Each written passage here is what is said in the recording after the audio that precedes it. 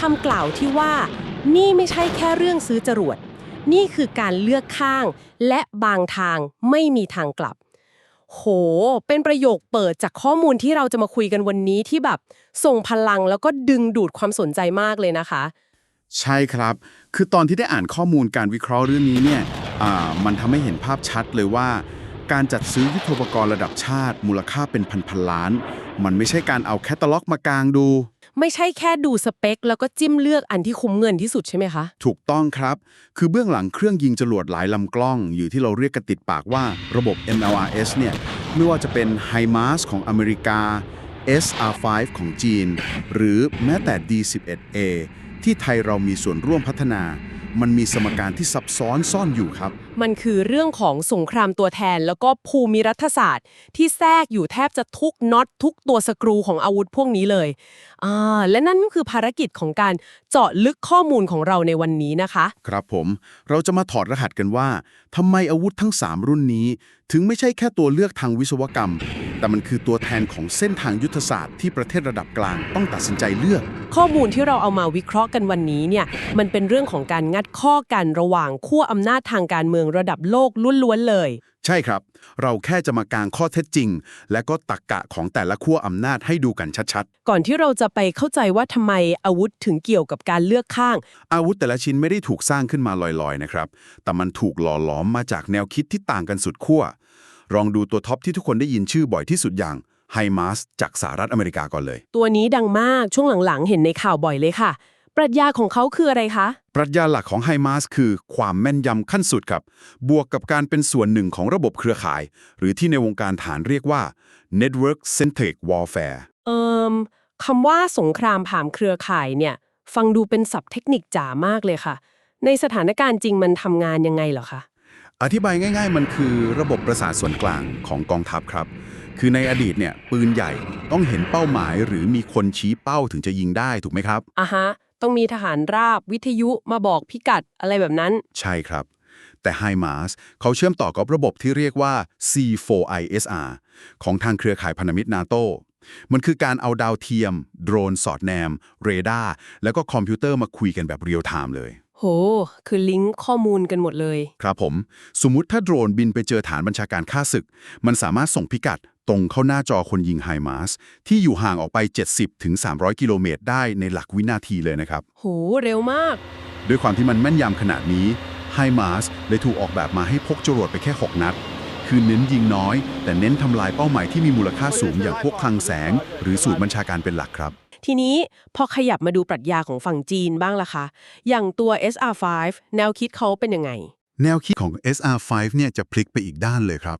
ปรัชญาของเขาคือความยืดหยุ่นและความคุ้มค่าหรือที่ภาษาทหารเรียกว่า cost effective saturation ครับแปลว่าเน้นการยิงถล่มพื้นที่แบบคุ้มๆใช่ไหมคะใช่ครับมันเป็นเหมือนลูกผสมระหว่างแนวคิดแบบปืนใหญ่ยุคเก่าอย่างจรวดเกรดของรัสเซียที่เน้นยิงปูพรมผสมกับความแม่นยำในยุคใหม่ตัว SR5 เลยถูกออกแบบมาให้รองรับจรวดได้หลายขนาดในรถคันเดียวเลยระยะยิงก็ประมาณ 50-70 กิโลเมตรคือยิงได้ทั้งแบบจรวดนำวิถีที่ราคาแพงแล้วก็แบบจรวดธรรมดาที่ราคาถูกกว่าผสมกันไปเลยถูกต้องครับการทำแบบนี้มันช่วยให้ประเทศที่ซื้อไปสามารถจัดการงบประมาณได้ยืดหยุ่นขึ้นมากครับทีนี้มาดูตัวเลือกที่3กันบ้างค่ะเป็นความพยายามในการสร้างทางเลือกใหม่อย่างตัว D11A ปรัชญาของตัวนี้คืออะไรคะตัว D11A เนี่ยเป็นการพัฒนาร่วมกันของไทยโดยอิงเทคโนโลยีระบบ Pulse จากบริษัท Elbit ของทางฝั่งอิสราเอลครับปรัชญาหลักของเขาคือความเป็นโมดูล่าและก็รองรับภารกิจที่หลากหลายครับความเป็นโมดูล่าที่ว่านี่คือยังไงคะเปลี่ยนชิ้นส่วนได้แบบเลโก้เหรอคะคล้ายๆแบบนั้นครับคือจุดเด่นของมันไม่ได้อยู่ที่ตัวรถล้อตีนตะขาบหรือล้อยางแต่อยู่ที่กล่องบรรจุจรวดหรือที่เรียกว่าพอร์ตครับตัวพอร์ตนี้สามารถใช้เครนยกเปลี่ยนได้ภายในเวลาแค่ประมาณ10 นาทีเท่านั้นเองโอ้10 นาทีเหรอคะเอาจริงนะตรงนี้เห็นภาพเลยค่ะคือในสนามรบจริงเนี่ยเวลาที่เรายิงจรวดออกไปเรดาร์ฝั่งตรงข้ามเขาจะจับตำแหน่งเราได้ทันทีถูกไหมคะใช่ครับเขาจะคำนวณวิถีโค้งและยิงสวนกลับมาเลยภายในไม่กี่นาทีเพราะฉะนั้นการที่ D11A ยิงเสร็จปุ๊บ แล้วขับรถหนีไปเปลี่ยนพอร์ตใหม่ได้ใน10นาทีเนี่ยมันคือความอยู่รอดของทหารเลยนะคะและเห็นบอกว่ามันไม่ได้ยิงได้แค่จรวดธรรมดาใช่ไหมคะ อืมนี่แหละครับความเจ๋งของความยืดหยุ่นระยะยิงมันครอบคลุมตั้งแต่40ไปจนถึง300กิโลเมตรเลยและที่สำคัญมันยิงได้ตั้งแต่จรวดนำวิถี ขีปนาวุธทางยุทธวิธี ไปจนถึงสิ่งที่เรียกว่า loitering drone หรือโดรนพลีชีพครับโดรนพลีชีพคือโดรนที่บินไปชนเป้าหมายเลยใช่ไหมคะใช่ครับมันคือโดรนที่พอยิงขึ้นไปแล้วมันจะไปบินวนรออยู่บนฟ้า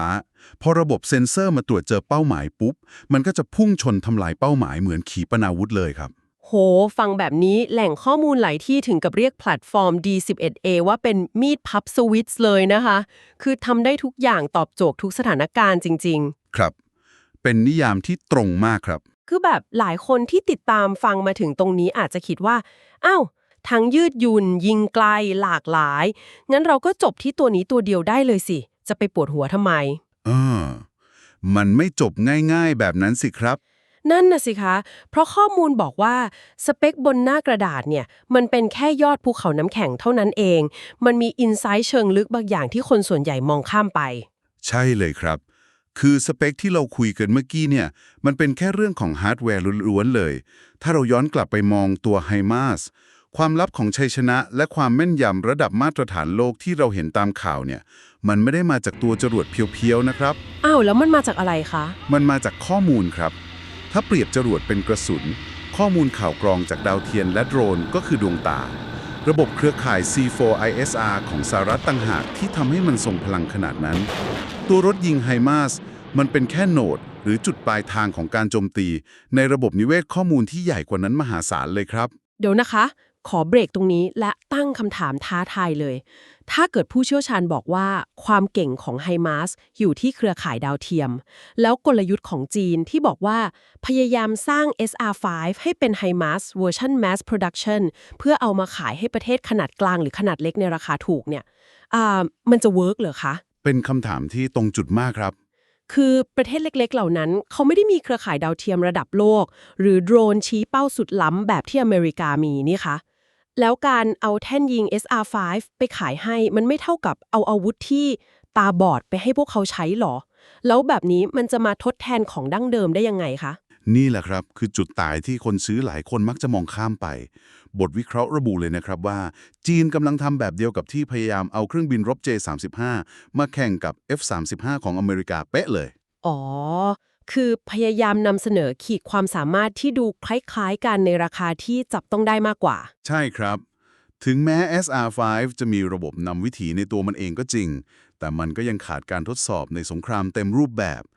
และที่สำคัญอย่างที่คุณตั้งข้อสังเกตเลยถ้าผู้ซื้อไม่มีอีโคซิสเต็มหรือระบบนิเวศข้อมูลที่แข็งแกร่งมารองรับการซื้อแท่นยิง SR5 ไปมันก็เหมือนการซื้อสมาร์ทโฟน 5G สเปคเทพนั่นแหละครับแต่เอาไปใช้ในพื้นที่ที่ไม่มีสัญญาณอินเทอร์เน็ตนะครับเปรียบเทียบเรื่องสมาร์ทโฟนไร้สัญญาณนี่คือชัดเจนมากค่ะงั้นถ้าเป็นแบบนี้มันก็ลากเรากลับมาที่ตัวเลือกที่3อย่าง Displacement Launcher D11 มีดพับสวิสของเราสิคะถ้ารวมเอาทั้งความแม่นยำความยืดหยุ่นแล้วก็การยิงโดนเข้าด้วยกันได้สำเร็จมันน่าจะเป็นตัวเปลี่ยนเกมสำหรับประเทศระดับกลางเลยสิคะไม่ต้องไปง้อเครือข่ายยักษ์ใหญ่ปรับแต่งเองได้ตามใจชอบไม่ถูกผูกมัดหรือล็อกอินกับเทคโนโลยีของประเทศมหาอำนาจด้วยการไม่ถูกล็อกอินถือเป็นความฝันสูงสุดของทุกกองทัพเลยครับแต่นั่นแหละมันนำเราไปสู่ความจริงที่โหดร้ายที่สุดของประเด็นนี้เลยความจริงที่โหดร้ายคืออะไรคะ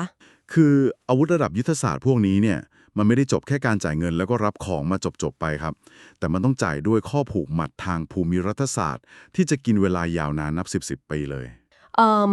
หมายความว่ายังไงคะคืออาวุธมันผูกกับภูมิรัฐศาสตร์ระดับโลกแบบดิ้นไม่หลุดขนาดนั้นเลยเหรอแกะไม่ออกเลยครับลองกางตัวเลือกแรกดูนะครับถ้าประเทศหนึ่งตัดสินใจซื้อไฮมาสนั่นแปลว่าคุณยอมรับข้อจำกัดของสหรัฐอเมริกาโดยปริยายเลยคือได้อาวุธที่เก่งที่สุดพิสูจน์แล้วในสงครามพร้อมใช้งานทันทีใช่ครับและหลักการใช้งานมันก็สอดคล้องกับตำราพิชัยสงครามที่กองทัพพันธมิตรตะวันตกใช้กันมานานแต่ราคาที่ต้องจ่ายคือการควบคุมทางการเมืองครับ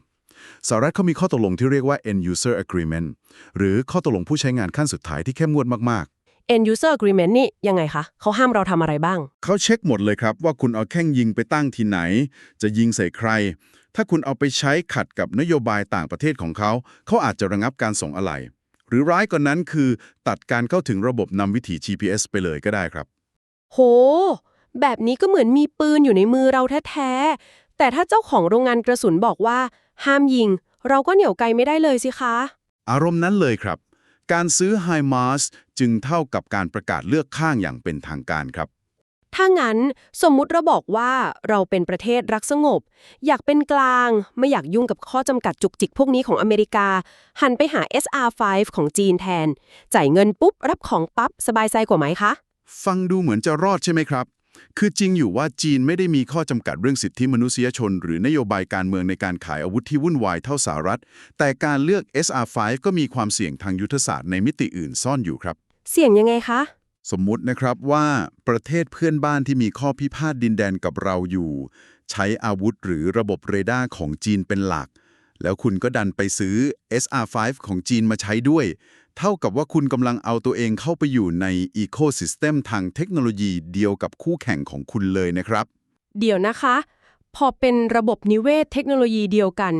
แปลว่าคนที่ขายอาวุธให้เราเขาก็รู้ไส้รู้พุงเราหมดเลยสิคะถูกต้องเลยครับ ในสงครามยุคใหม่ที่สงครามอิเล็กทรอนิกส์สำคัญมากๆเนี่ยถ้าคุณใช้ระบบเรดาร์และเครือข่ายสถาปัตยกรรมเดียวกับฝั่งตรงข้าม โอกาสที่เขาจะรู้คลื่นความถี่รู้วิธีแจมมิ่งสัญญาณ หรือรบกวนระบบนำวิถีของคุณมันก็สูงมากตามไปด้วยครับ เอ้าถ้างั้นมันก็อันตรายมากสิคะ ใช่ครับ และที่สำคัญในเชิงเศรษฐศาสตร์ การเอาเงินงบประมาณไปซื้อของจากคนคนเดียวกับที่ส่งเสบียงและอาวุธให้ศัตรูของคุณ มันเป็นเรื่องที่ตอบคำถามยากมากในเชิงความมั่นคงครับ เอาจริงนะภาพสะท้อนแห่งความจริงตรงนี้เจ็บปวดมากเลยค่ะ คือหลายคนชอบอ้างว่าเราซื้ออาวุธจีนเพื่อคานอำนาจอเมริกาไง เราจะได้เป็นกลาง แต่ความจริงที่แหล่งข้อมูลวิเคราะห์มาคือ การกระโดดเข้าไปในอีโคซิสเต็มหนึ่งมันไม่ใช่การเป็นกลางเลย แต่มันคือการเลือกอีกข้างหนึ่งที่มาพร้อมความเสี่ยงแบบใหม่ล้วนๆเลย เป็นข้อสรุปที่คมมากครับ ถ้าอเมริกาก็ปวดหัวจีนก็เสี่ยง ตัวเลือกที่ 3 อย่าง D11A ที่เป็นการผลักดันเรื่องอธิปไตยทางยุทธศาสตร์คือทำเองใช้เอง มันก็น่าจะเป็นทางออกที่เป็นเอกราชที่สุดหรือเปล่าคะ การพึ่งพาตนเองเป็นเป้าหมายที่สวยงามเสมอครับ แต่โลกแห่งความจริงมันไม่เคยปราณีใคร การพัฒนาอาวุธระดับนี้ โครงการมักจะเจอกับปัญหางบประมาณที่บานปลายครับ อ่ะฮะ งบวิจัยมันสูงมาก ใช่ครับ และประเทศระดับกลางส่วนใหญ่พยายามพัฒนาเองแล้วมักจะไปไม่สุด ท้ายที่สุดในโครงสร้างหลักๆ อย่างระบบนำวิถี ซอฟต์แวร์ หรือเทคโนโลยีสื่อสาร เราก็ยังต้องพึ่งพาชิ้นส่วนจากต่างชาติอยู่ดี อย่างกรณี D11A ก็ยังต้องอิงเทคโนโลยี Pulse ของทางอิสราเอลครับ ตรงนี้ขอเติมมุมมองนิดนึงนะคะ คือคำว่าอธิปไตยทางยุทธศาสตร์เนี่ยฟังดูชาตินิยมและปลุกใจมาก แต่มันอาจจะเป็นแค่ภาพลวงตาหรือเปล่า ถ้าสุดท้ายสมองกลหลักของระบบ เรายังต้องนำเข้าเขาอยู่ดี เป็นประเด็นที่น่าคิดครับ และอีกข้อเท็จจริงที่โหดร้ายคือ อุตสาหกรรมอาวุธมันต้องอาศัย economy of scale ด้วย คือต้องผลิตเยอะๆ ถึงจะคุมต้นทุน ถ้าเราวิจัยแทบตายผลิตมาใช้เองแค่หลัก10 คัน แล้วส่งออกไปขายใครไม่ได้เลย มันจะไม่ใช่ความภาคภูมิใจนะคะ แต่มันจะกลายเป็นภาระระยะยาวที่ต้องเอาภาษีประชาชนมาอุดหนุนค่าบำรุงรักษาไปอีกเป็น10 ปีเลย เห็นด้วยเลยครับ นอกจากเรื่องต้นทุนที่น่ากลัวแล้ว ยังมีวิกฤตอีกเรื่องที่มองข้ามไม่ได้เด็ดขาด นั่นคือเรื่องของเวลาครับ เวลาเหรอคะ ครับ กว่าจรวดสักรุ่นจะขยับจากแค่พิมพ์เขียว ไปสู่การสร้างตัวต้นแบบ ทดสอบและเข้าประจำการได้จริง มันกินเวลานานมาก เทคโนโลยีที่ต้องพัฒนาเองอย่าง D11 มันไม่สามารถตอบโจทย์สถานการณ์เร่งด่วนรายวันได้ครับ เข้าใจละ มันคือแผนระยะยาวสำหรับโลกที่ยังสงบสุขอยู่ แต่ถ้าเกิดมีภัยคุกคามมาจ่อหน้าประตูบ้าน การรออาวุธที่ยังวิจัยไม่เสร็จ มันคือความเสี่ยงที่เดิมพันด้วยชีวิตทหารและอธิปไตยเลยนะครับ ถ้าจะให้สรุปใจความสำคัญจากตรรกะที่เรากางให้ดูกันมาตั้งแต่ต้นเนี่ย ถ้าประเทศหนึ่งต้องการขีดความสามารถที่เทพที่สุด พิสูจน์แล้วว่าเฉียบคม และได้ใช้เครือข่ายทำลายล้างที่ทรงพลังที่สุด และก็เลือกไฮมาส ยอมจ่าย แต่ถ้าคุณต้องการความยืดหยุ่น เน้นปริมาณการยิงขมขวัญ งบประมาณจำกัด และไม่อยากถูกบีบด้วยข้อตกลงทางการเมืองของชาติตะวันตก คุณก็ต้องยอมแบกรับความเสี่ยงแล้วไปที่ SR5 อ่าฮะ และสุดท้ายถ้าคุณมองหาอนาคต อยากมีอิสระในการปรับแต่งระบบ และยอมแลกกับเวลาและเงินลงทุนมหาศาล รวมถึงความเสี่ยงในการพึ่งพาเทคโนโลยีบางส่วน D11A คือเส้นทางของคุณครับ คือทุกการอนุมัติซื้อมันคือการฝังรากทางยุทธศาสตร์ที่จะอยู่คู่กับประเทศไปอีกอย่างน้อย 30-40 ปีเลยนะคะคุณซื้อรถยิงจรวดมา1คันคุณไม่ได้แค่เหล็กกับดินปืนแต่คุณกำลังซื้อเครือข่ายดาวเทียมซื้อตำราการฝึกซื้อนโยบายต่างประเทศแล้วก็ซื้อความสัมพันธ์ระหว่างประเทศแบบเหมาเข่งพ่วงมาด้วยมันแกะออกจากกันไม่ได้เลยมันคือแพ็กเกจที่พ่วงมาด้วยกันครับที่สำคัญการจะไปเปลี่ยนระบบพวกนี้กลางคันเนี่ยมันมีราคาที่ต้องจ่ายมหาศาลมาก จริงค่ะ คือเราคุยกันมาตลอดว่าระบบขั้วอำนาจเก่า อย่างไฮมาสเน็ตเวิร์กแบบสหรัฐเนี่ยคือสิ่งที่กองทัพของหลายประเทศคุ้นเคยและใช้กันมาหลายสิบปีแล้ว ทีนี้ลองคิดตามดูนะคะ หากวันหนึ่งมีผู้มีอำนาจตัดสินใจจะเปลี่ยนระบบนิเวศของอาวุธหลักในประเทศไปใช้ค่ายอื่นอย่างจีน หรือค่ายที่พัฒนาเอง เพียงเพราะว่าต้องการประหยัดงบ หรือแค่อยากแสดงสัญลักษณ์ทางการเมืองว่าเราเป็นกลางเนี่ย สิ่งที่จะตามมามันไม่ใช่แค่เรื่องของหัดขับรถคันใหม่แน่ๆครับ ใช่เลยค่ะ คำถามที่ชวนให้คิดต่อคือ มันจะเกิดผลกระทบแบบโดมิโนไปถึงรากฐานทางวัฒนธรรมของกองทัพขนาดไหน ตำราพิชัยสงครามที่ทหารเรียนกันมาครึ่งศตวรรษ การทำงานร่วมกับพันธมิตรเดิม ระบบการฝึกฝนของทหารระดับปฏิบัติการ มันจะต้องรื้อทิ้งและเริ่มต้นเรียนรู้วิธีการทำสงครามใหม่ทั้งหมดเลยหรือเปล่า เป็นงานช้างเลยนะครับ ถ้าต้องรื้อใหม่หมด และในโลกแห่งความเป็นจริงที่เต็มไปด้วยความขัดแย้งแบบทุกวันนี้ กองทัพมีเวลาและพื้นที่ให้ลองผิดลองถูกกับการเปลี่ยนผ่านระบบนิเวศนี้จริงๆหรอคะ เป็นคำถามที่น่าคิดและต้องพิจารณากันให้หนักเลยครับ